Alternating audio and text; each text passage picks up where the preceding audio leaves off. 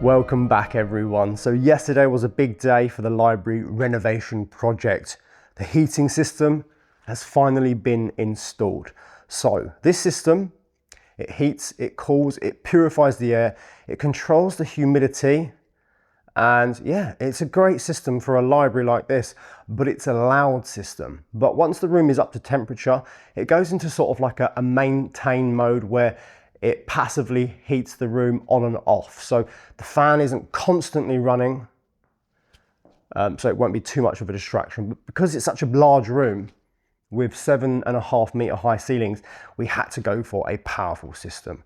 So we're gonna start in here next week, finish this wall, finish underneath the gallery, get it all insulated and plasterboarded, and then we can get back upstairs, insulate all of that, plasterboard it, and then we'll get to the stage where we're waiting for the new windows to be installed. So we're going to continue today in the staircase area, just because we need to get that floor done in there. So let's crack on.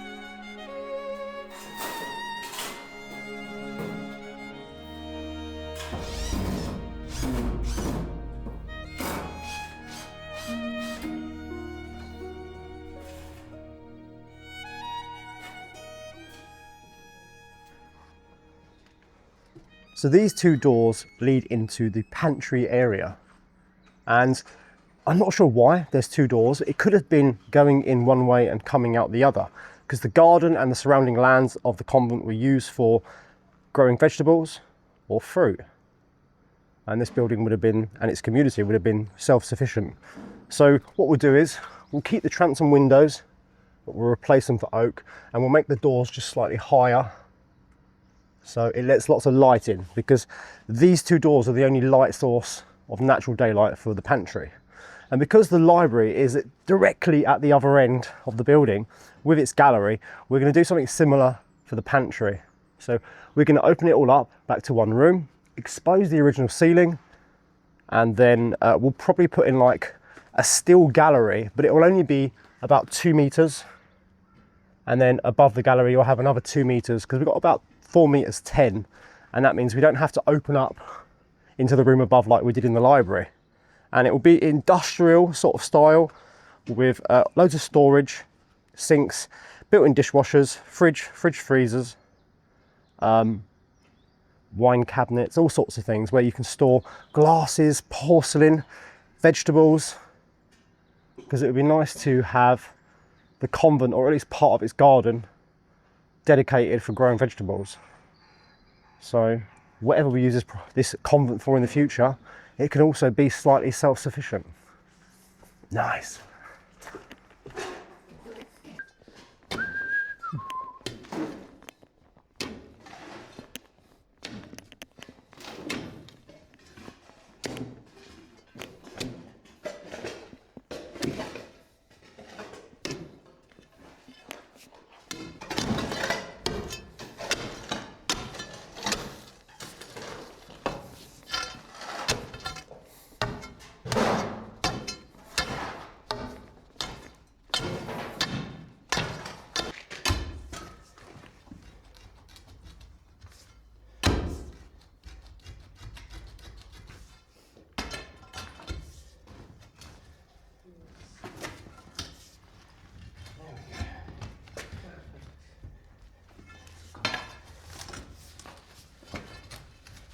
There we go.